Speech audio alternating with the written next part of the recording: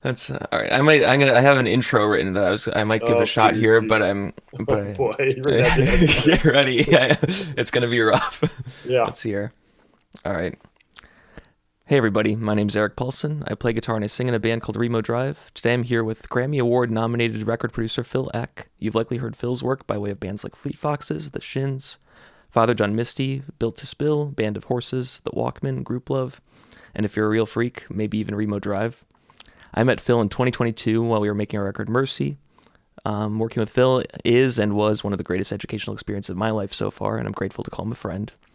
Phil just finished remixing our 2022 album, A Portrait of an Ugly Man. We self-produced and mixed it the first time around, but we were always curious what it'd sound like in the hands of a proper mixer and not just me. Yeah, this was tracked in my parents' basement through a Tascam and a couple of Focusrite interfaces, and then we sent it to Phil, who remixed it at Electro Kitty in Seattle, which brings me to my first question. With Phil here, what do you look for when you're choosing a studio to mix at? Oof. I guess I'm probably initially bored because I do like to mix on boards in conjunction with Pro Tools digital mixing. Mm-hmm. So I guess probably board first, and then I would probably say combination of what speakers are there and what actual DA converters are there would Gotcha, probably gotcha. be next in line. Are there any speakers or DA converters that you favor? Yeah, I mean, the Burl converters are my favorite right now. I like them having transformers. I like what they do to the sound. I like that they alter the sound. Mhm. I think they sound tougher and a little bit more just present. There's more presence to them. They kind of stick, I think, more like the way I feel tape used to. And there are people who never made records on tape. They probably don't know what that is, but Right, right. it's just a weird way of it's less maybe a little less airy. Yeah, Seems yeah. like it's just a little kind of in your face a bit more. So I like the Burls a lot. I use those a bunch. Speakers, I like ATCs a lot, and I like Genelec 10, what the bigger ones, 1030s, is it the bigger ones? Or 1031s, whatever the bigger size ones are. Right, right. Those are still kind of like the rounded off body, right? No, no, The, those are the square ones. Oh, The gotcha. square Okay. ones. Yeah, the older ones, which I prefer. Okay, cool. Mostly because I think the inline or in I guess yeah, inline or inside compression on them Hmm. is not quite as aggressive. They Gotcha. don't Yeah. they don't crush down so fast. You can get them louder before they start to compress, which all self-powered speakers or most self-powered speakers have built-in compression to save them, Oh, yeah. so you don't blow them up too easily. But the Genelecs, those bigger ones, they compress a little less quickly, so you Yeah. can rock them way before they start swallowing up your transients and stuff like that. Oh, yeah. That makes sense. That's So yeah, those are probably the main reasons. Are That's probably the main things I look for. like, and then in town, I guess I know there are a couple like studios that you like to mix at. Like you've done a lot of work at Avast and then at Electro Kitty. Um, do you feel like, or what do you feel like are the characteristics of the different boards there that, like that you'll hear when you're working there? Or like, are there places in town that you won't mix because their board has a certain flavor that you aren't interested No, in? there's no place I wouldn't mix it. Mostly just comes down to probably just the size of the board. I mean, Mm-hmm. boards these days, of course, and most people don't mix on boards anyways. Uh, there's just not as many options to mix in studios as there used to be. Mm-hmm. Um, Electro Kitty, I'll be honest, they have a West Star Quad 8 Mitsubishi Quad 8, which is the weirdest thing in the world. I've never seen one in my entire life. Quad 8 I have, Mm-hmm. but not owned by Mitsubishi Westar. I've never seen that before until I didn't even know where they got it. And it's a Class A discrete board. It's 4-band parametric, sweepable parametrics, top to bottom. It just sounds fucking good. It doesn't really look like it's going to sound good, but it sounds awesome. So that's just a random thing that just stumbled across that. I don't have any idea where that came from. And if it was not cool, I wouldn't mix there, but it really is. It's a Yeah. great sounding board. Now, Avast has an API 56 channel, right? Legacy, and that's beautiful. That's definitely going to be more airy sounding. Mm-hmm. APIs in general are more airy. APIs can be tough because they're notched EQs, so Mm-hmm. they're stepped EQs. So you're 5K by so many dBs. So it's hard to like you can get too much of one sound. Like if Right, you right, like, I just wish I could go in between these right. Yeah. two knobs. So that's when you can kind of maybe get a little overloaded and you have to use a lot more outboard compression or a lot more outboard EQ to Yeah. not swell up on one sound on the board because you can't sweep sweep it enough. So But that board is also, all burls in and outs. Hmm. Um, just, you know, I guess it's also really sounding good sounding control room. Hmm. Both are very, very good sounding control rooms. That's another big part of where you want to mix is that where you're hearing feels good to you. And that's doesn't matter if it's scientifically balanced, it's just what feels good to you.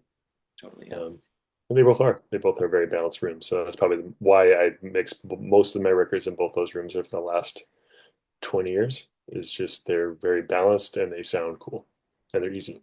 You're not struggling to go, oh, what's my low end doing? Or, you're not confused by it. At least I'm not confused by it. Others Yeah. maybe, but yeah, the biggest deal is this balance. That makes sense.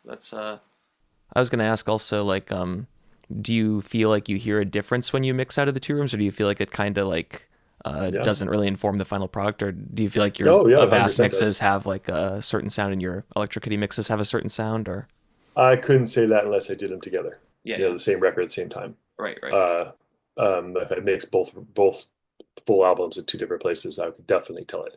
yeah, So because it comes so much to the source. What's the yeah, source sound is the most important thing of any board, any gear, anything. It's just how you recorded it and what right, it right. ultimately sounds like. Hmm. So yeah, unless I literally mix both records through and through from top to finish, I wouldn't really know which one is doing what to what sound. I just in general, though, the I would say that the API would be more open sounding Yeah, in general, a little bit more airy. So gotcha. if I'd had like two records, one was a super duper rock record and one was like a pretty folky, open sparse record, I would probably, if I was to choose one and budget wasn't a problem because there's different costs and stuff, I guess I'd probably mix the prettier, airier one at a bass and the more Right, right. tough rock one at Electric Kitty. Oh, that I makes think sense. Yeah. they would benefit. Also, the noise floor of the Electric Kitty board is a little noisier, Oh, yeah. so like just the base level sound of it is a little hissy. But Right. if you're rocking through it, you'll never hear it. But That makes sense. if you're open, you might hear it. Maybe. Yeah. I mean, maybe. Yeah. That's yeah.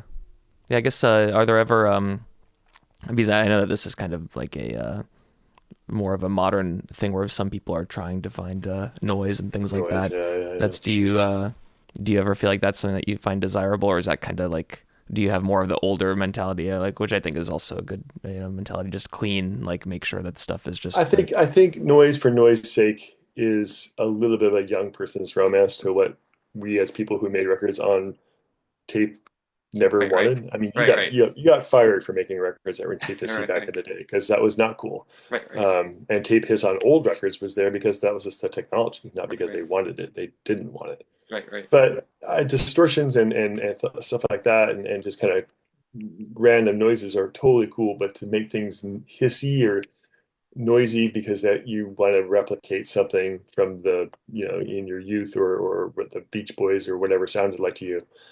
Uh, Not a hugest fan of that. I think that's a little bit phony doney. It's like I remember talking to the Strokes a long time ago. hmm And those guys were big fans of Built to Spill, and I used to tour with Built to Spill. And I remember talking, I guess it was Albert maybe, saying something like, "Well, if Pro Tools was around when the Beatles were a band, the Beatles would have used Pro Tools." And hmm he's right. They would have. 100% would have. They would have used it because that would be the ultimate technology at the time, totally, which they invented how to make 8 tracks, and so everybody's always looking for the best of the best. And if Pro Tools was the best of the best in the '60s, then the Beatles would have used Pro Tools. So totally. so that's kind of his point was like, why try to make something other than what the best you can make it was his point. That yeah, that's a great point. That's I guess that's something that I'd be curious to know too.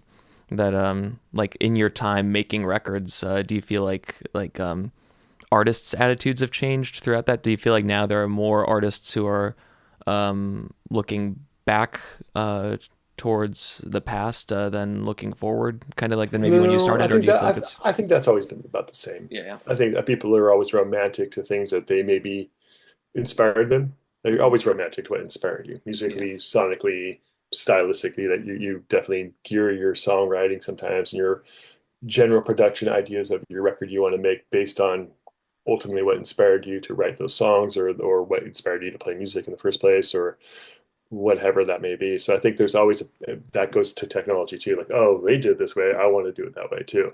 Hmm. And then there's like, oh, this is a cool, awesome plugin and it makes things sound rad. Let's use that. So there's always a back and forth between that. I was a later adapter to Pro Tools, not because I was any purist to analog or any purist to anything, to be honest. Hmm. But digital sounded bad. It was Yeah. really, really, really thin, really bitey, really transients were all over the place. You had to compress the fuck out of it to make it work at Hmm. all. Yeah. And I just didn't like it. So it was, I stayed on tape probably longer than most people I knew, Hmm. um, just because I didn't like the way the digital realm sounded.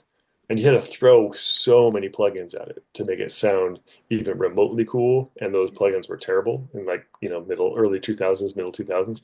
So I didn't stick with it. I wasn't with it for very long. I used to still do back in the middle of the 90s, middle 2000s do, drums and stuff like that, drums and bass to tape, and then dump Hmm. that into Pro Tools because it is less noticeable on things like guitars and vocals back in Yeah. those days. That is. So, but yeah, I think it kind of goes back and forth. Young folks are always looking back and forward at the same time. So Mhm. That's yeah, I guess that makes a lot of sense. I feel like even now, like with a lot of I guess Pro Tools hasn't really changed all that much. Where it's still like I think you need the help of either a lot of plugins or analog stuff in your chain going in and out to like I think yeah, prevent it from sounding kind of weird. At least in on a lower end, my yes. yeah, yeah, Yes, on a home studio, maybe the Remo Drive setup, yeah, yes. yeah, But on higher ends, way less. That's where things like yeah, Brill's in oh and outs yeah, are phenomenal, but they're fucking expensive. oh yeah, And you're not going to, most people aren't going to have that in their house, hmm, and so, but that would be a huge difference. You yeah, would definitely, if you had, a small 4 in, 4 out at your house right now, changing literally nothing of that, right, you would hear a difference and you would oh, wow, that changes a great deal. So yeah, it just kind of depends on what yeah, yeah, you still do, but not as much if you have expensive stuff, which is, by design, right, right, get the yeah, good no, stuff. It's going to cost you more money. totally, yeah, But yeah, that's the biggest thing about it is just how what you have, what your source is, and just how good you are at making something sound cool. yeah, I knew guys back in the day that can make cassette 4 tracks just sound incredibly good, yeah, and I would do it and I'd be okay at it. But I knew some guys that were just fucking really good at it. Maybe they make great records after that, right, but right, with their limitations, they can make really cool sounding shit. right, right, And it's just how you zig and zag is probably more important than all the gear. totally, yeah, How you can manipulate something, whatever that may be, hmm, and have it come out a certain way. That's probably more important than any piece of gear you can own. right, right, You uh, know, yeah. your own weird technique, whatever that is. That's did you find that when you were starting to understand I think like capturing sounds and finding sounds and all that like I guess what was your experience learning that like did you have a home recording setup when you were growing up or were you Oh yeah, I mean, yeah, I did a little bit. I did. yeah, I was one of those 4 track kids too. I yeah, just yeah, knew guys that were better at me right, than that. right. But yeah, I was in, did punk recordings Hmm. and friends recordings and or played on them, or Hmm. whatever that may be.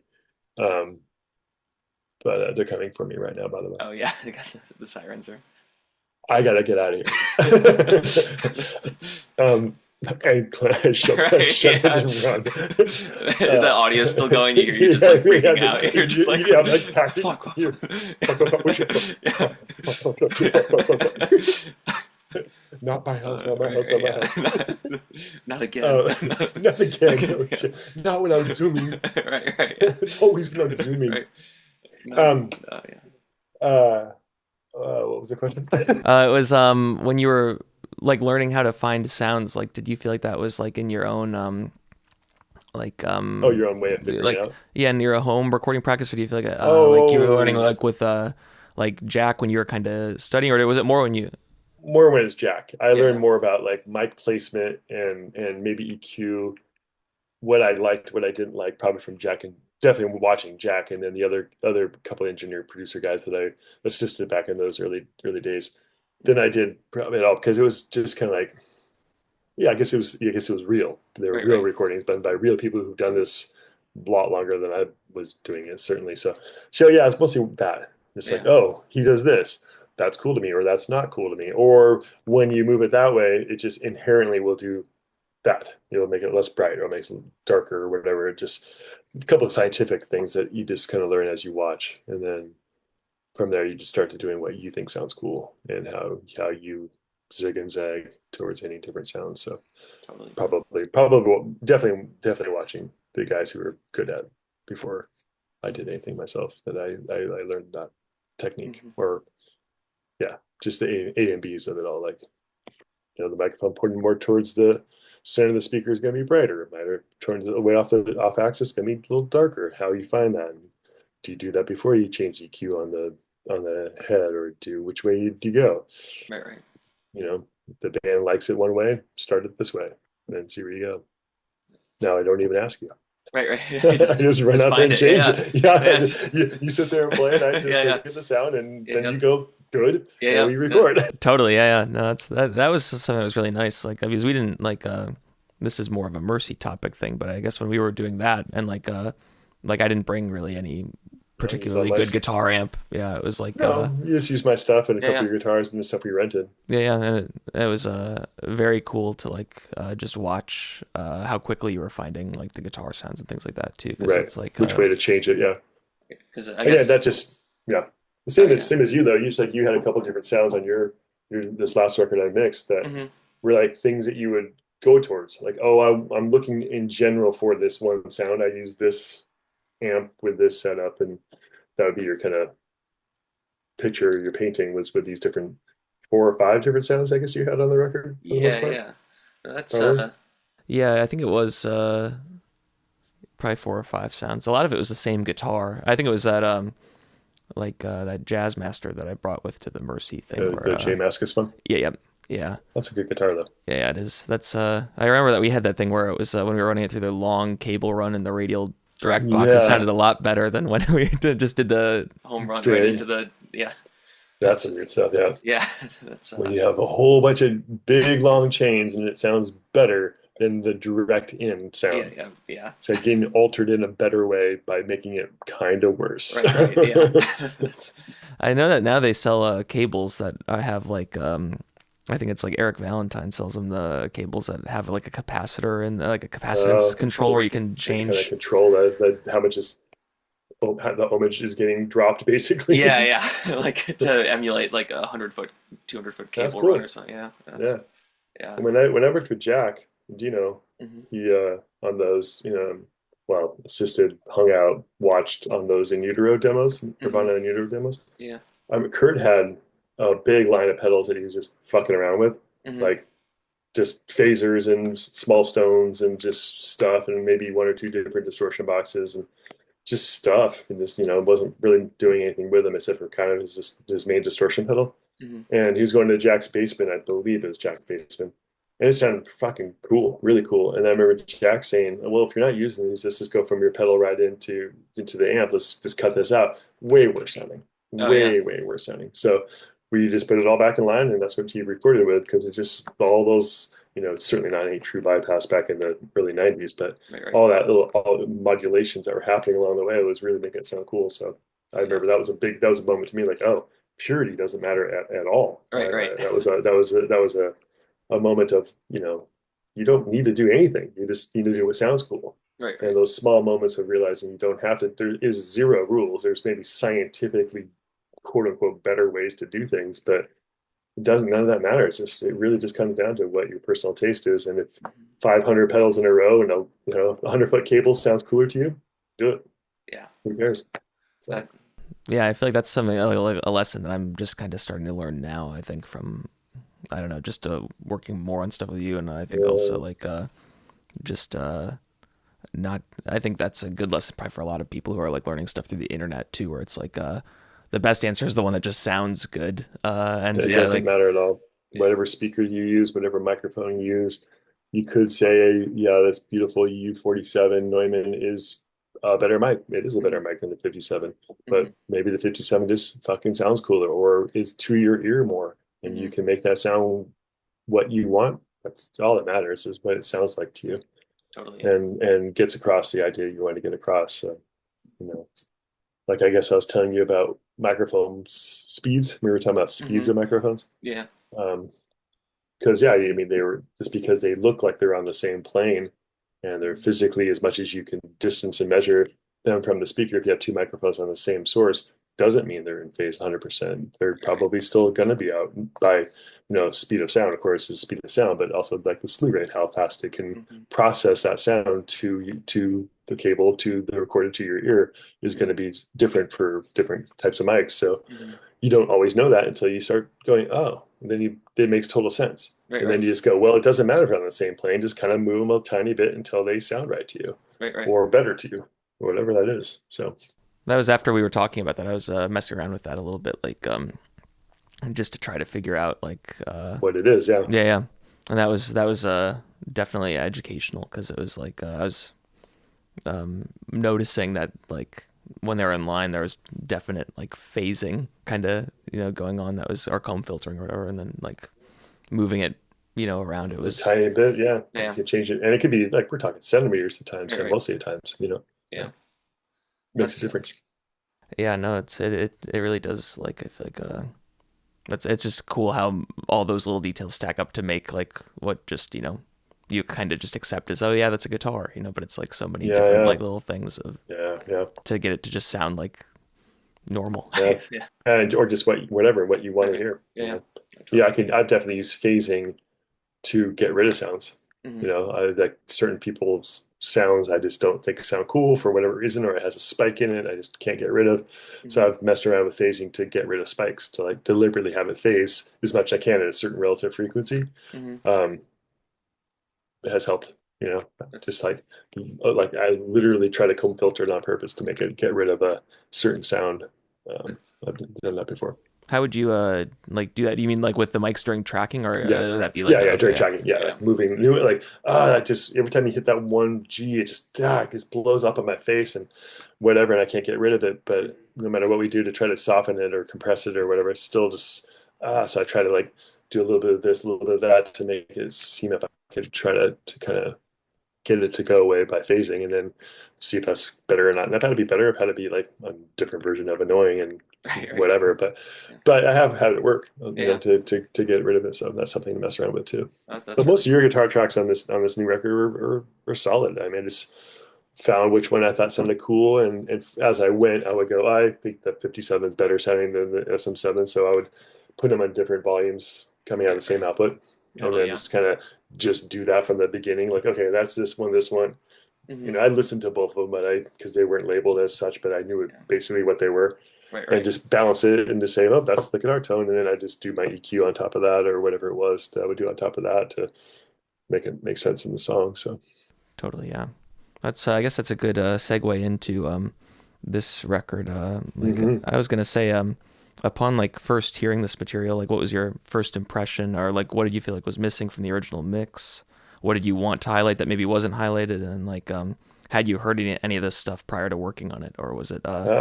That's kind of what I thought. I was like, I did. Yeah. I didn't look it up either. Right. Yeah. I never heard the album. I never even heard you guys until you got the demos from Wolf or whatever, And, So, I didn't listen to the record before that.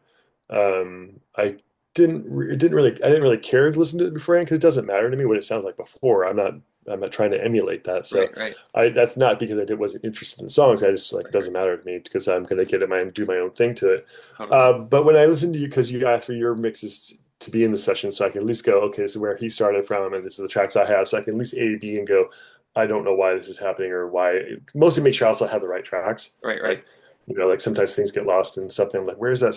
Whatever, Yeah. Did that happen? Did they not have tracks on any of it? There was one where I think there was a single kick drum hit missing in the middle of the song. Yeah. There was. There's something you took out for whatever reason. That's right. That was. But sometimes you're like, I've done records where I don't always have all the files aren't there. So there's also why I wanted your mix. But mostly I thought, you were reliant way too much on the room mic on the drums. Yeah. Which sounded too home recording to me, a little too trashy. Well, too trashy. Yeah. And not in a cool way, in a kind of like, too bad version of lo-fi to me. Right. Just like, in a way that kind of subconsciously says this is not an expensive recording, kind or of. just making sense that it's not a real thing to pay attention to sometimes, if that makes sense. Like it just seems a little bit too not finished. Right, Sometimes right. that's how I hear some of that stuff. Like Yeah. it just doesn't sound like it's all the way it should be for some reason. Like just because some of it, when you listen to stuff where I feel like the drums were quite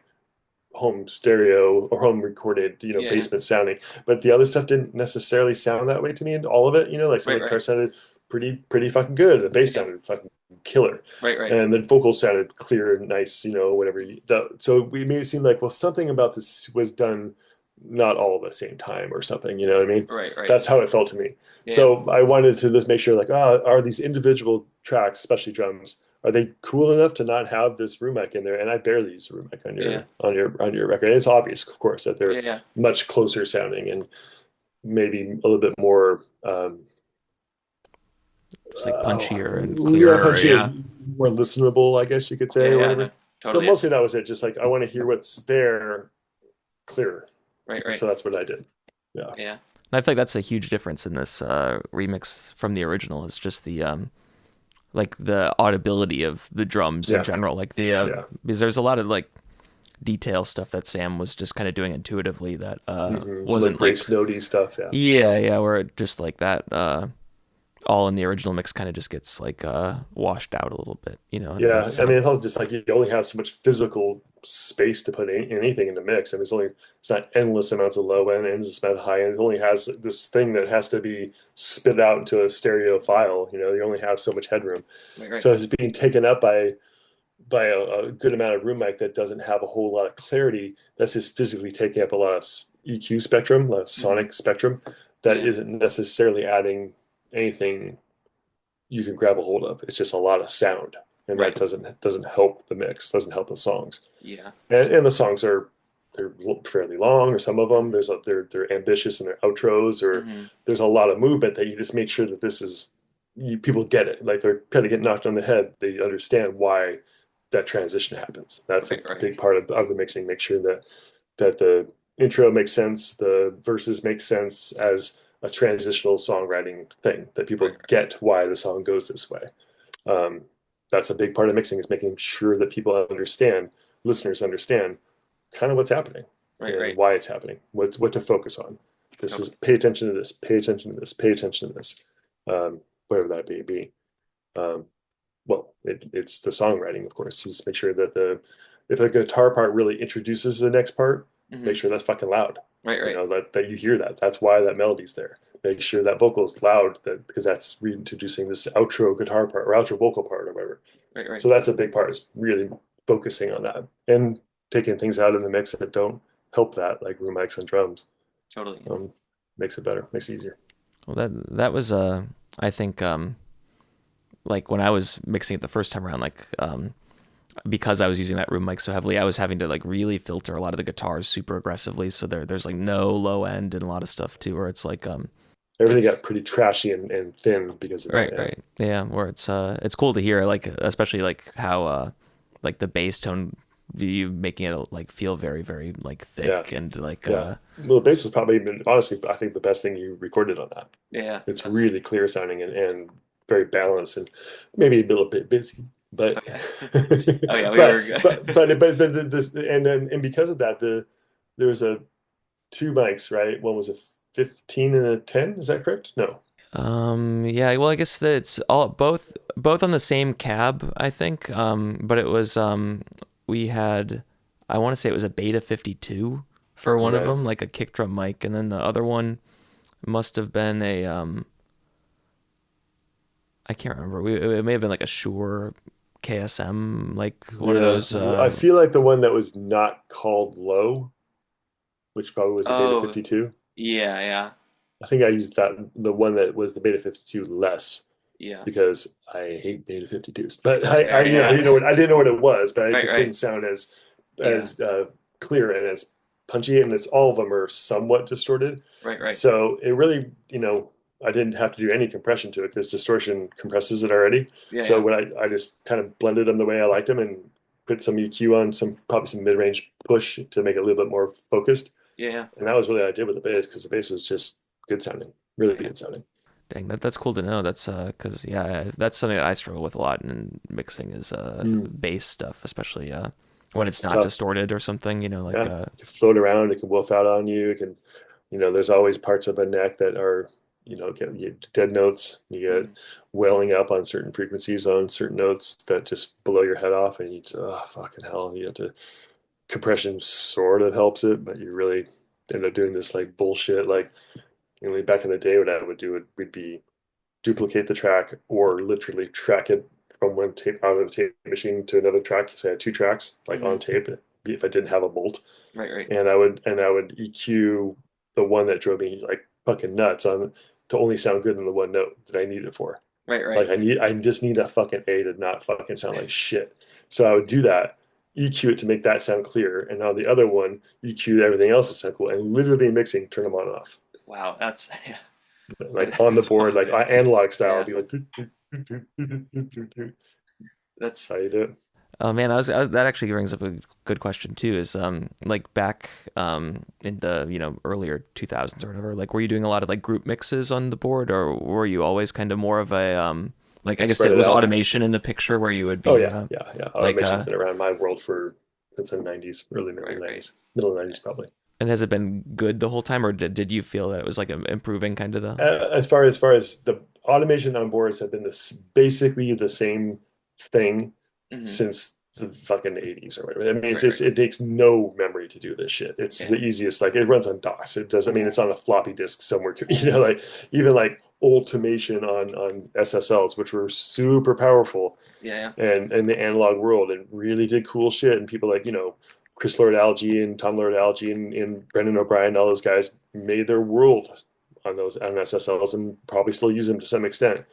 Um, are cool as fuck, but the technology super small. Does not need much to run it. So Yeah. so in essence, it's been a lot of even smaller studios had some version of automation because it was just pretty easy to get. It wasn't hard to install. It wasn't crazy expensive. And yes, so I would do that, which was great because I would do these stupid moves and it would play it back for me. Right, So right. I Okay. would, and I could do it over again. So it wasn't me manually doing that. I'll do it. Did do it manually back in the early '90s, Right, right. but yeah, it would just be something you'd say, okay, now it sounds cool, but it's just a pain in the ass. Yeah, yeah. It's like, fucking, I hate this shit. Just sound cool, please. Yeah. Stop doing this horrible thing Right, to right. me. That That's makes the fair. band go the whole time while they're kind of listening, going, yes, it sounds cool, but oh, fuck, man, I hope he gets rid of that fucking stupid sound. 2 hours later, still fucking there. It's driving me crazy. Oh yeah. But once you get rid of it, you're like, oh, thank me, God. Oh man, Thank you. sure. But that also was, man, I didn't know. Like, Yeah. you just figured, oh, that's just how the bass is. But then you Right, realize right. maybe it's a shitty bass. Yeah, yeah. Maybe it's a bad amp. It's probably not me. It's just something bad inherent in the instrument. That's another thing that comes with time is just realizing that you can find all these tricks, but most of the time the problem is the source. Yeah. So if it's doing that in the bass, it's probably just a bad bass Yeah.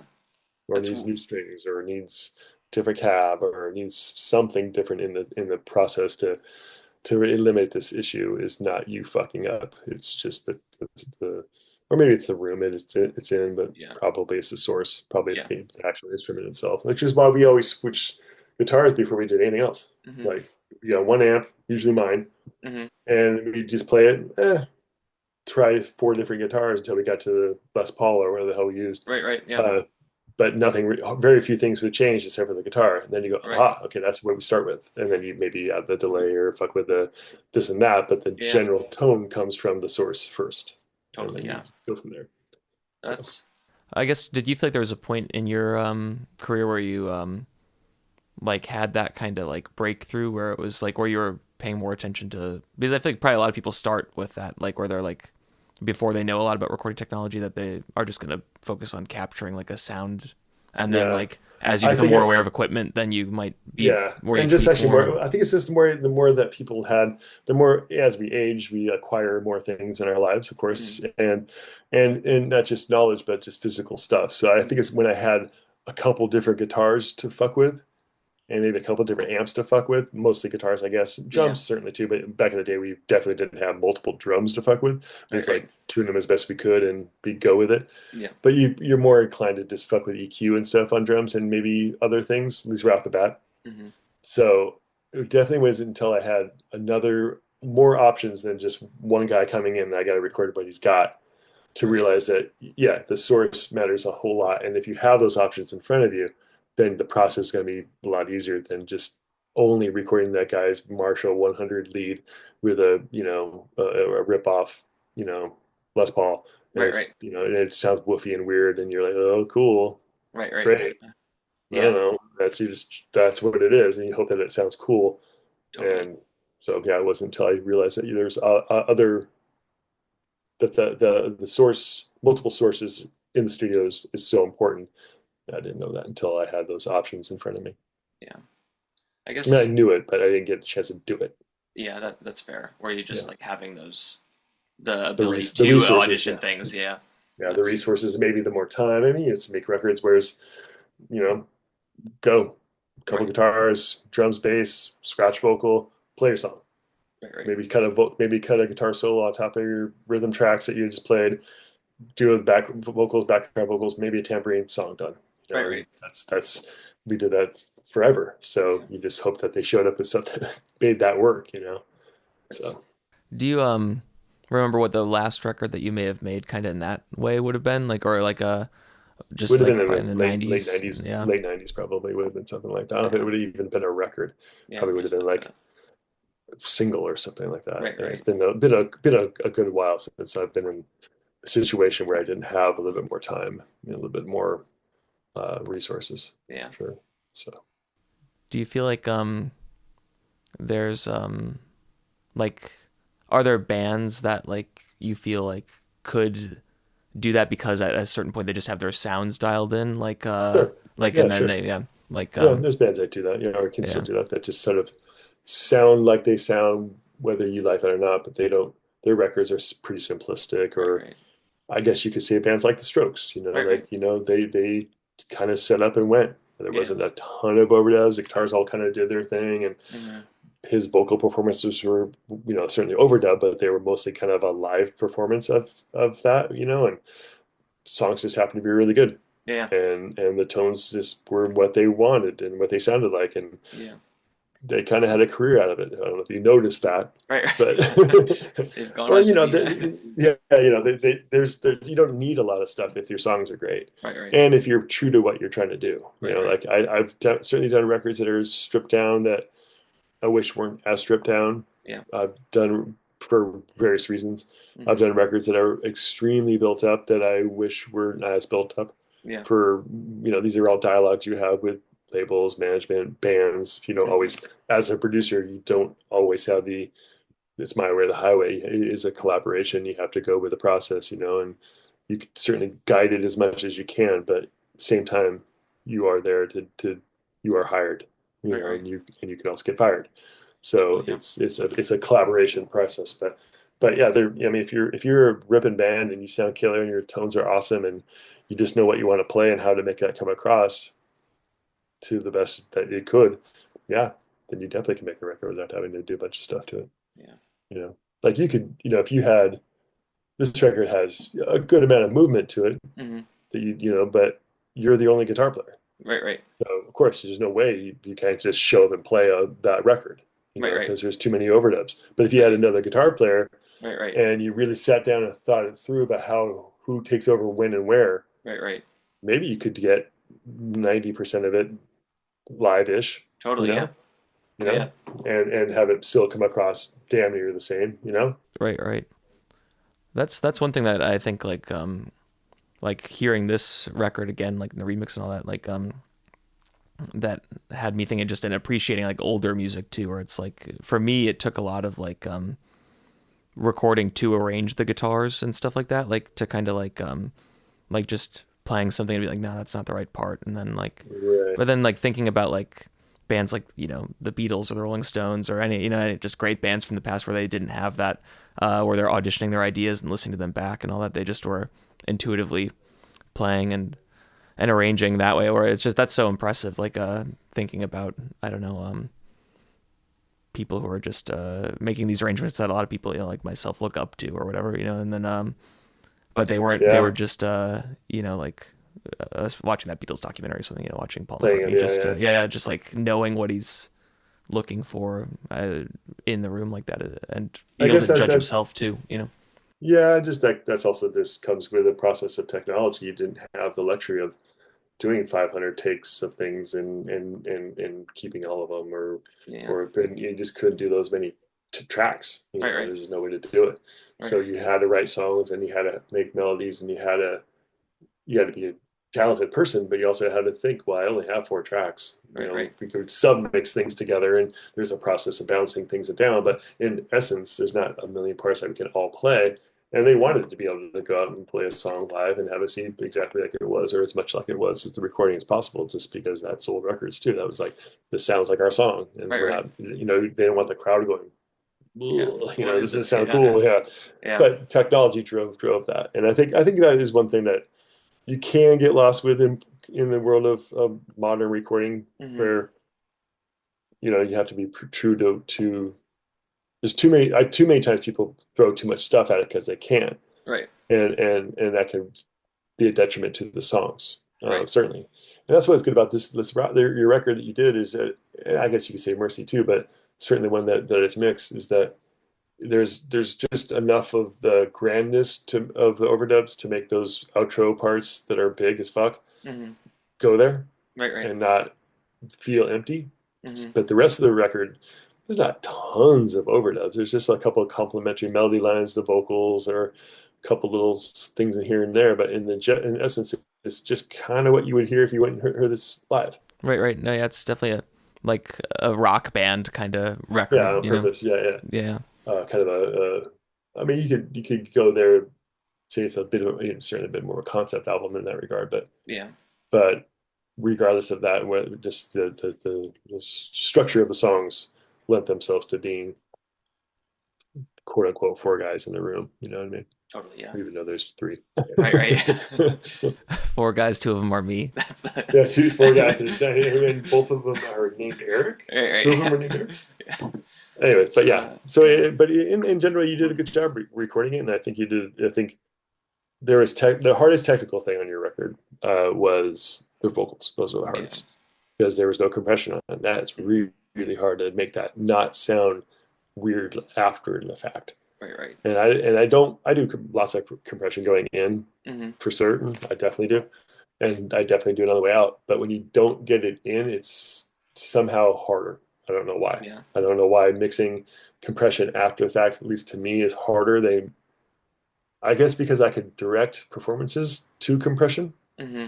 You know what I mean? Right. Or I Right. could adjust as it needs to. You know what I mean? Like, oh, it's crushing too hard on this. I could do a different take, Right. different track with a different level set. Yeah. You know Yeah. what I mean? But when you don't, and you're just kind of rocking through it, you're like, well, that's the vocals are fucking blasting as fuck on the chorus. Right. Shit, I have to do all this kind of stuff to make that make sense Yeah. across the board in mixing. That was the hardest part. So I did a lot more compression than I normally would quote unquote do Yeah. on your vocals from your record to make it feel normal, Right. not spiky, which I think worked out. Oh yeah. But That's. it's I a, think but, it, that's but a. it's a but it's a lot. It's a Yeah. whole bunch. So I feel like that's a real highlight of the remix too, is like the clarity of the vocals. And I think it also makes it sound like I'm singing more confidently too with oh, music. 100% compression and stuff like that. When things aren't dipping, and even if you're not feeling that way, if things kind of dip in volume, Hmm. they feel hidden, Right. and Right. there's an emotional connection to that, Right. Right. emotional feeling to the listener.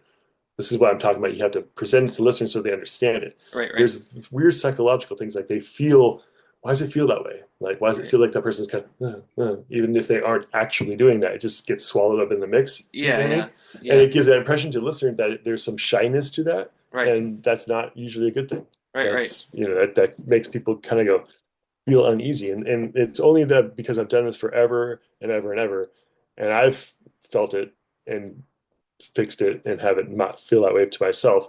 But I Right. played it for friends of mine or girlfriends or my family members, like, listen to this, and they go, something feels weird to me, and they can't tell me why.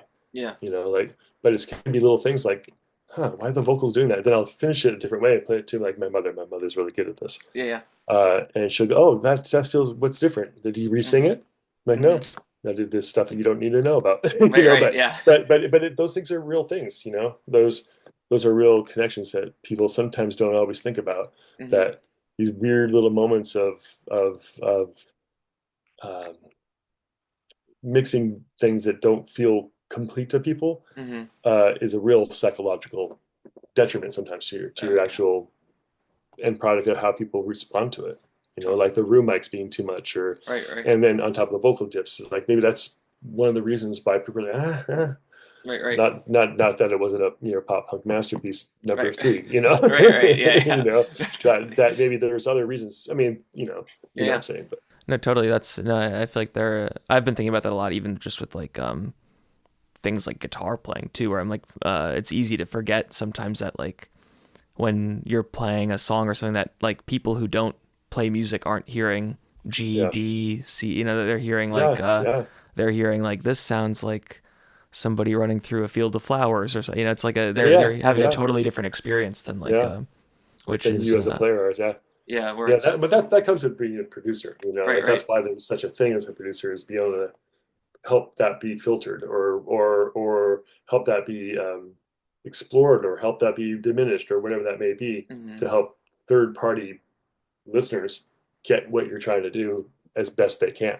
totally, Um, but yeah, it's a good point, because no one knows what you're doing, and right, right, honestly, 99% of them don't give a fuck. right, right, yeah, Like and they there's no just reason don't. for them to, yeah, Yeah, they don't. They shouldn't know how the fucking sausage is made. They right, should just listen to it and go fucking cool. yeah, yeah, And I think it's easy for people to produce themselves and be a ripping guitar player like yourself, and forget, yeah, I need to give them chordal information. They right, right, need the chordal information, and if they don't have that, right, right, that just sounds noodly weirdness to me. right, Like right, I do need to play G, D, and right, C. right, If I don't, they don't get this. right, Like right, whatever that may be doing that. I need to put acoustic guitar strumming these boring ass chords, right, right, because if I don't, then it's just kind of like, right, right. and it doesn't make any connections to it.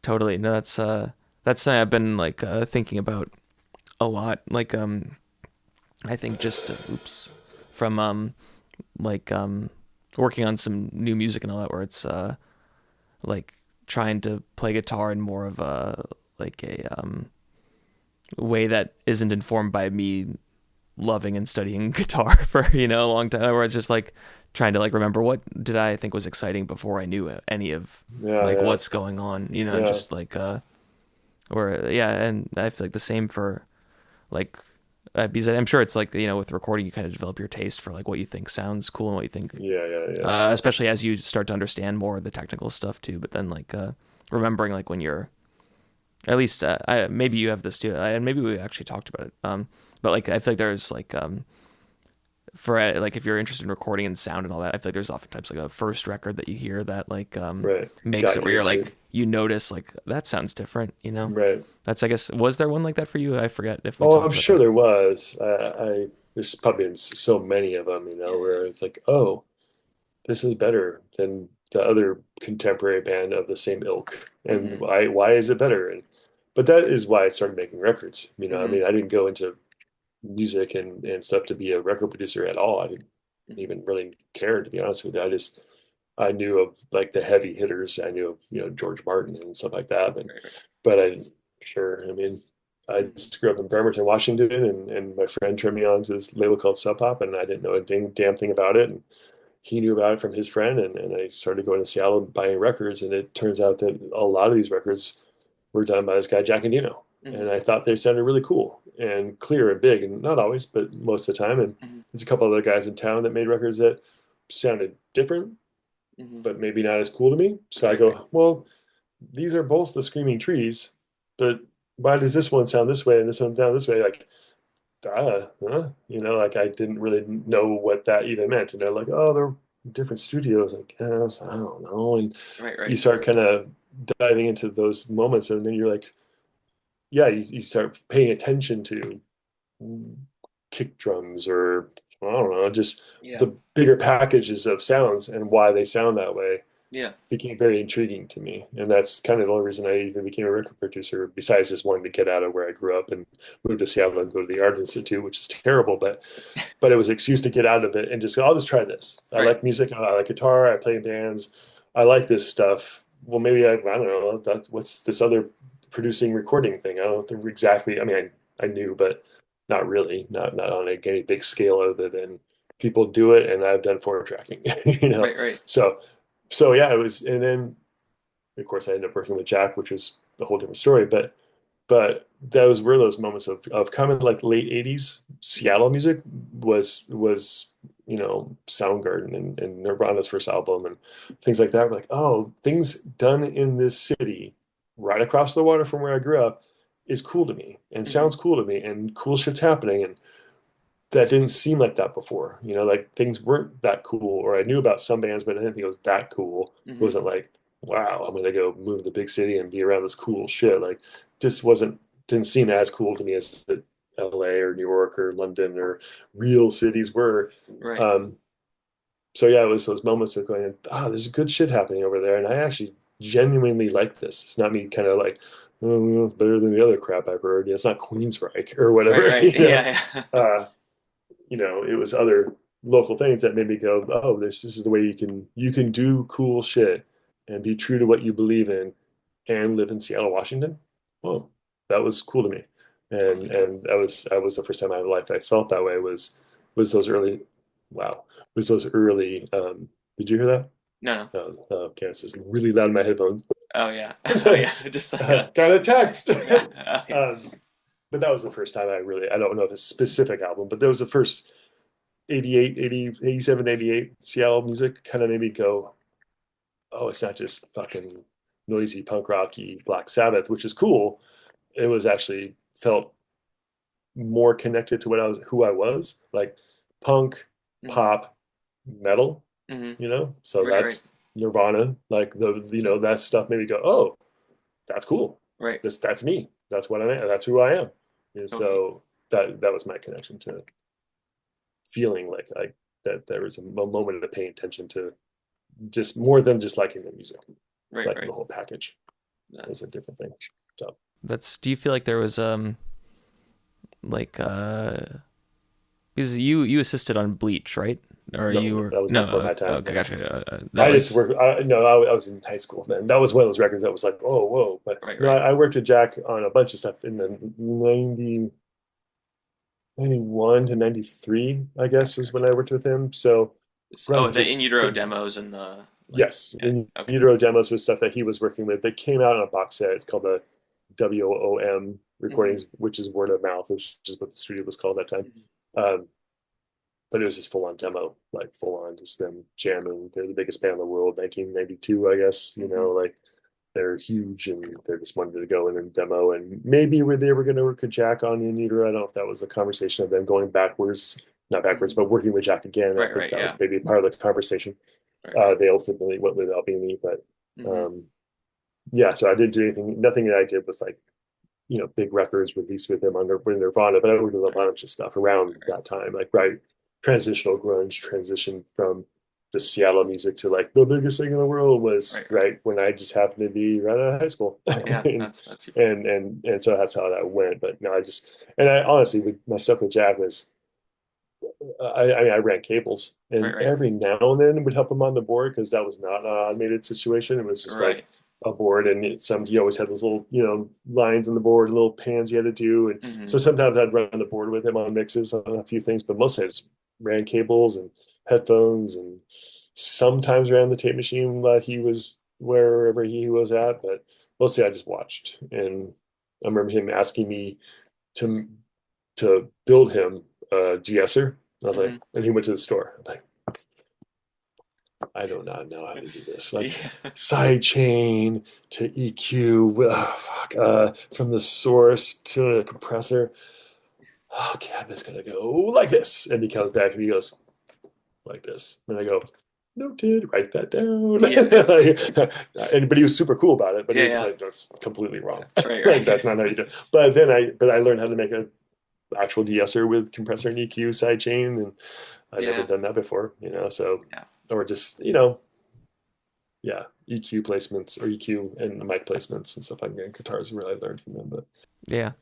That's really cool. That's yeah, I guess was there a point where like it felt like you had graduated from that like kind of assistant or whatever role kind of with Jack, where then like people were coming to you to be to like be kind of work with just with me. right.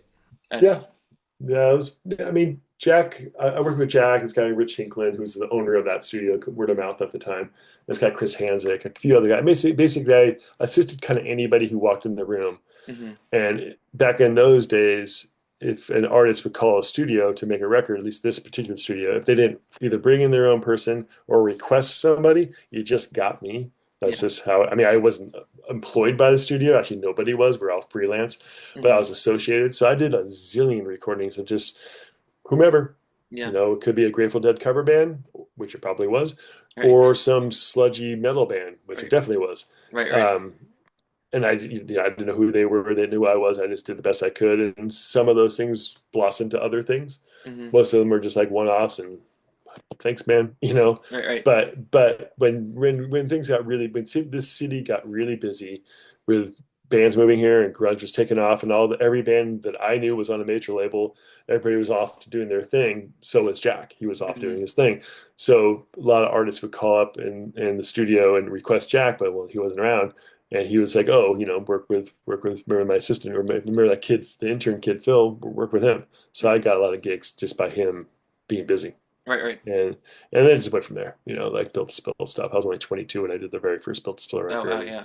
there's young other bands around. Seattle was vibrant with lots of bands. It was cheap as fuck here, and Yeah. there's a lot of music. So it just kind of went from the guys who maybe they wanted to work with being too busy Right. Right. but that's how you learn, and Yeah. then you No, get a relationship with somebody and you make more records that way and stuff like that. So, that's really but yeah, it was worth. early sub pop stuff that turned me on to paying attention to records and just staying at home in my mom's house in high school and like just analyzing credits, Mm-hmm.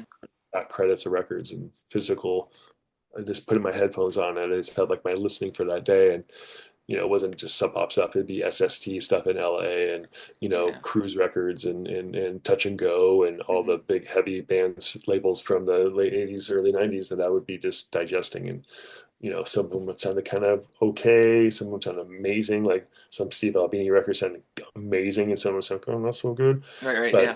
But, that was just, I didn't understand at the time until you realize, oh, you're just sometimes it works, sometimes it doesn't. Right. Back in Right. those days, Totally. you Yeah. didn't have the time to do it again. Sometimes those microphones and the way that guy hit and the way you play stuff, man, it worked magic for that band. Right. And Right. sometimes it just didn't. But Yeah. that's kind of what I do, and so I didn't know that until I started making records. Why that was that way, but yeah, I remember hearing like the first couple like some early Nirvana stuff that Butch Vig did, Mm-hmm. and some other bands that he was working around with at that time, like Smashing Pumpkins' first record, Yeah.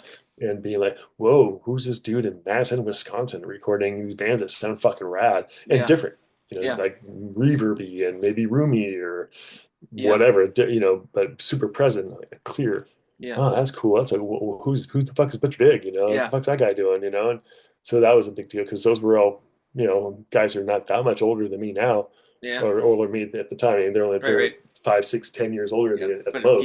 feels when you're at that age, it Huge, feels massive, yeah. yeah, Yeah. massive. These are grown adults who know what they're doing, and Right. Right. they're.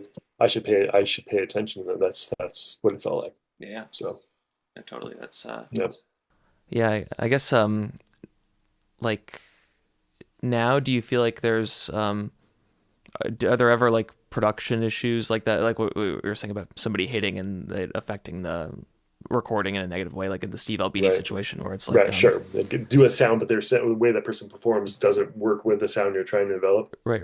You know, Do you feel like you ever run into that still, or do you find that most of yeah, the times now when you're like, yeah, yeah, yeah. like I mean, I've worked with artists. So I'm like, man, these guys hit the way they play is it's just not. It's soft. They play right, right, soft, and I don't know how to make this. I'm not used to this, right, you right, know, or you know, yeah, certainly, yeah, yeah. It's like I need more. I'm not used to this being timid or they're just are right, lighter. They're just, yeah, but that's just the way they are, and they're great at that. But I'm not yeah, accustomed to it. yeah, Yeah. Oh yeah. I just have to figure out how to make it work, or I have to adjust the way, or like drums. Certainly, like I would have to get Sean, Lane, the drum tech I use a hmm lot to like to we didn't use him, did we? No, Sean was I think on tour with He's gone. That's right. We used yeah, a he whole was bunch in of people. we Let's not had go there. Yeah, yeah. Hey, no, we don't use but these. we did have Hey, Andrew came in Andrew came and he in. did a great And he job. did a great job Yeah. after he came After in first. after No, many only one guy attempts. came in. No, nothing bad happened at all. Right, Forgot right, about yeah, no, that. it was all great. Uh, yeah, yeah, yeah. Speaking of, Yeah. um, yeah, no, I've had to have drum techs like, oh fuck, man, this guy plays this way. I need you as a player and as a specialist in drums. Help me make this sound big with the way this guy hits, Right. because that's really important. Like Yeah. there's only so many things you could do. Like I need to like sonically this to sound bigger, but this person doesn't hit that way Yeah. and or play guitar that way. It's also really hard to like get things to push when Yeah. they're light. You could play up a super distorted sound Oh or yeah. overdriven sound and play it lightly and just Yeah, if it's your not tech doing the isn't right. thing. Yeah, yeah. Yeah, Yeah. it's like what pick are you hitting? Are you using Right, a right. thin? Are you using a medium? Are you using a hard?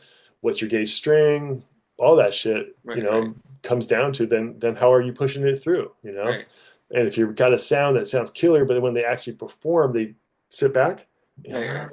You just need to you have to alter that. Either you have to coach them to play harder, which may rework or makes them play worse because they're Right, not right. comfortable, Yeah. or you have to somehow figure out maybe I need a compressor in front or back in the pedal or something Right, to right, push yeah. it in a different way so they can still play comfortably, but the sound is what we need. Right. That's what you learn that just by the trial and error of those individual players. But yeah, that happens probably every record you make in Yeah, some yeah. capacity, Totally, yeah. not always the whole time through, but Right, right. certainly. Yeah, where Yeah. you run into so yeah.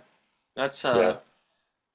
yeah, I mean that's I feel like in our record and doing the Mercy stuff where it was like the for me like singing at that point I was Yeah. pretty out of Yeah. Yeah. shape and like was Yeah. Yeah.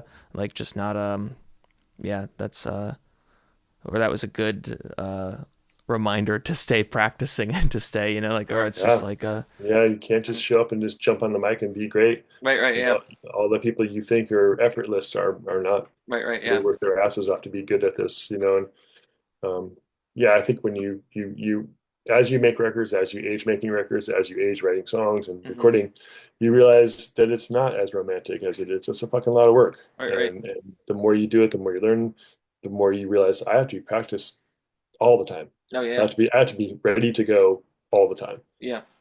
I mean, at least gearing up to make a record, I have to be Oh yeah. practiced and on top of it, and working out and physically and mentally be on top of this shit, Yeah, yeah. and that makes a better record. Totally. Yeah. No, that's yeah, no, it's crazy how much of a difference. I mean, even that just the mindset of somebody making the like Yeah, somebody even playing the drums or something. It's like if they're yeah, in a weird spot and they're not no, it's confident, not they're good. not. Yeah, It's it's not yeah, going to be good. yeah, Yeah, I mean that's also a big part of producing is going when to call it on a certain thing. yeah, Like let's just do bass guitar, or yeah. let's just stop doing this, and you have to make those judgments sometimes, and that's hard to do when you're producing yourself. Hmm. That's almost impossible to do. You're just gonna sit there, play it over and over and over again. I'm gonna Yep. get it right when you really should just probably not play it Right, and do right. something different and come back to it. It might just be, or what you already tracked was great, and you just like we're in that mindset Yeah. that you fucked it up. Right, I right. didn't feel right. I fucked it up. Yep.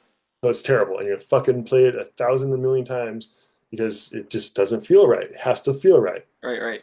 Understood, but it Yep. doesn't mean it sounds that way. Right, right. You No, know, totally. it might sound kick-ass. You just can't get it out of your head that it didn't feel right. Right, right. So that's when that's the biggest part that can be a detriment to making your own Yeah. records is No. that onslaught of yourself on yourself. Oh yeah. No, that was one thing that I found really valuable doing the Mercy thing versus the process of This like record, this yeah, portrait record where it was yeah, me playing the guitar on the portrait stuff. I was like very very like probably ending up in the I don't know where I'd just obsess over the sounds and the takes and finger yeah, noises and all that stuff. yeah, yeah. And with Mercy, we just didn't have time for that. Also, I and it know was it's gotta like, rock through it. yeah, and It doesn't matter. right, right, and the guitars sound just as good, if not better, on Mercy. I think Yeah, like just because it's like I don't know. go for it. Yeah, Get all yeah, that little dumb shit you worry. Yeah, if you're like this, yeah, yeah, and listening, looking for it. Yeah, yeah, right. which no one hears music or does that. They're on Yeah, any yeah. record ever unless they're fucking nutso and they're Right, out there. right. Oh yeah. But that's why I don't like people to be in the studio when I'm mixing. Not Right, because right. find them annoying or because they're gonna get my tricks or and I don't give a shit. Mostly none of makes sense. Like you don't listen Right. to this at your house. You don't Right. have Right. this beautiful board and these fancy ass speakers and all this shit. You should listen to it where it makes sense. And also just none of it matters. Like Yeah. you should just have to hear it and go, Yeah. that's my decision making. Right. I'm Right. listening to it. That's what I care about. Right. And, Right. and not the process or what I'm doing or not doing to it, Yeah. or that doesn't matter. So Right. and also listen to it in speakers you listen to music on and listen to or headphones or Yeah. phones or however you just digest music and you're not going with, $10,000 speakers, rocking at you, and that stuff just doesn't matter. So Yeah. it matters to me because I can hear it differently, but it doesn't matter how you experience it at the end of the day. So Yeah. That's yeah. And that makes a lot of sense too, because it's like ultimately that's I remember when we were mixing the Mercy stuff too, like hearing the stuff through the speakers and then even right. just taking it back to the Airbnb and hearing it through the headphones that I know really well or whatever. It's just like Yeah. it's hard to tell unless I mean like for you, I'm sure it's you've got a relationship with that room at Electric Kitty Right. at Avast where it's like that's Yeah. kind of like a familiar place, Yeah. but Yeah. It doesn't make sense to you. There's no yeah, way that's going to make sense to you. You never listen to it yeah, this way. yeah, So why would it? Why? Which is no. I mean, there's no problem. Like, yeah, it was cool that you guys were there, but yeah, would it have been better if you were a house? Maybe, right, right, or yeah, easier for you, at least, yeah, and not bad or worse either right, way, right, but possibly just more. It's easier and a little less. You could go for your runs and hang out with your family and right, right, do whatever, and then like we did with this record, right, right, every day around 7 or so, here's your yeah, new man. Talk to you right, right, tomorrow, yeah, or whatever. right, right, It's a lot easier that way, right, and right, it's a lot totally, less, a lot less back and forth. right, right, no, totally. That's yeah, no, it is interesting like how because it doesn't really change like it's kind of like it was very fun to watch just as like a person who's Yeah, interested in yeah, recording and all that and like but yeah it's like what am I gonna say during this that's going to or even be even be helpful even objective, or right even right yeah yeah objective. yeah oh that's a huge problem too I feel like especially when you're like like I get so in the weeds making the music stuff too where it's just Yeah, like yeah, it's yeah, so easy for me to like not like where I'll start to like compare our projects to other people's things and be like, well, yeah, yeah, their yeah. snare drum sounds like this, or like Right, or right. it's I'm sure a lot of people are like get that neurotic too when they're making something, but it's like Yeah, or yeah. yeah, You it's have to just kind of go. It is what it is. right, right, They're all yeah, cool. yeah, totally, yeah, And did these people who have this one sound obsess over it, or do they just put up the mic and go, "Oh, well, right, cool"? right, yeah, yeah, Yeah. no, totally, More times than not, they were like, "Cool." cool, yeah, yeah, They yeah, did. They didn't spend 3 weeks trying to get a snare drum sound. right, Well, right, some have, but most of yeah, the time, it's like that's just what the sound is. right, And they right. go, "There's a million ways that have it be cool, so let it be cool." Yeah, totally. Yeah. This is obviously a kind of very homespun sounding recording. And I think that like a lot of records that you've done have like a lot of home recording elements. Like I feel like at least from what I understand, like the Fleet Foxes first record or whatever, like yeah, or it's like do you feel or and I remember you mentioning that the Father John Misty stuff was kind of like very unusually recorded for some of It it. was unusually recorded at a studio, but some of it was very unusually Right, recorded. right. Yes. That's and it seems like you're really good at wrangling weird recordings. Like do you feel like when you're doing that is it like are there like go-to strategies that you have for solving those problems or do you just kind of have to like Yeah, it's chase gonna chase it. Yeah. yeah See what it is. yeah What's the problem, quote unquote problem, or what am I finding to be a problem? And yeah yeah, just adjust as much as you can. EQ, effects, yeah probably those two things more than anything else. yeah Sometimes I do have a, I do, it is hard for me in anything I do, whether I recorded it or it's something that has been given to me. It's hard for me to turn things up that I think sound bad, yeah yeah even if it needs to be loud. Like that's got to be loud, but I fucking hate it. Just yeah it's I kind of try to hide it, and I know that's not what I should be doing. right right Um, so it's hard sometimes to when you get sounds, you're like, I just don't like this, and it makes me bummed to hear it, even though I know it has to be a big thing in the song. right So right it just comes down to how much you can adjust it to get to the point where it feels not just good to the song, but good to my ear. To that, I feel this is like a selfish thing where I just feel like I'm enjoying hearing it, yeah enjoying hearing the song. but mostly probably just more likely it's going to be a lot of EQ Yeah. to push into it, or probably more additive than subtractive usually Yeah. in those situations, because a lot of home recording stuff can sound thin just in Yeah. general, Mm-hmm. for whatever reason. So it's a lot of like pushing sound into it, mid-range, lower mids, low end, to make it Mm-hmm. feel more important and Yeah. more weighty to what the song needs. So probably that. That's yeah. Which is, I mean, I did a good amount of that in your guitars. Oh yeah, no, totally. That's because those are very thin Yeah, sounding yeah, guitars. Like, yeah. and on this mix they sound a lot more muscular, Exploit. kind of. Yeah, Yeah, yeah, yeah, yeah. No, I pushed as much into it that they would tolerate. That they would. yeah, I always talk about things sticking. yeah, Sometimes things just don't stick. There's not yeah, enough for it to stick to. yeah, But I push a lot of low mids into your guitars yeah. to make it feel, because the bass guitar was so full sounding. Right, right. And once I got rid of the room mic on the drums, or primarily got rid of the room mic on the drums, Mm-hmm. kind of turn up the overheads a lot more, Mm-hmm. and put low end into the overheads, Yeah. and also phase. There's a lot of phase stuff on the drum that Mm-hmm. changed, like quite a Yeah. bit, which makes it sound thicker and more muscular. Mm-hmm. Um, that allowed me to go, well, now these guitars are really thin, so I Right, got right, to juice these things up so that they connect to what's around them, right, right. and as much as they'll allow it, Yeah, which I think worked. yeah, totally. That's yeah, it sounds great. That's That's cool. I'm I hope people are stoked to hear it. fingers crossed. Yeah, Yeah, it's yeah, yeah. I mean, I think they'll uh, be. I think they will be. yeah, I Let's think say you so just too. hear it in a different presentation, they go, "Oh, whoa, Yeah, cool." yeah. I think the big challenge will just be get it. I think like people who already like the record will definitely listen. I think the thing Right. will be trying to Yeah, like yeah. catch people. Yeah, yeah. That'll But, be, the but more you put it out there, the more you talk about, do stuff like yeah, this. I mean, yeah. social media shit, and Oh just yeah, just get people talking about it. Helps. yeah. No, totally. That's yeah. That's yeah, yeah. Thank you again for doing this because I think it will Yeah, man. probably help and Yeah, yeah, sure. I'll post it on my shit too. So hey, hell yeah. So, with but a yeah, whole bunch of thumbs right, down. right, yeah. This shit sucks. Boo. I'm posting it so you don't listen to how Right, right, shitty it yeah. is. Do yourself a favor. Don't listen. Right, right, yeah. Oh All right, man. dude. Well, yeah. Good to see you. Thanks for making time for this. Yeah, I appreciate it Yeah, a lot. man. That's. Definitely give my best to Steve. Oh, I will. Yeah, I'll let him know. He's forever going to be Steve from now on. Yeah. Oh So man. bummed. So we've been calling him Stove lately. Makes sense. Yeah, yeah. That makes sense. All right, dude. Yeah. Have a nice one. That's See you, dude. all right. Talk to you soon. Send me songs. Oh, I will. I will. All right. Bye. Bye.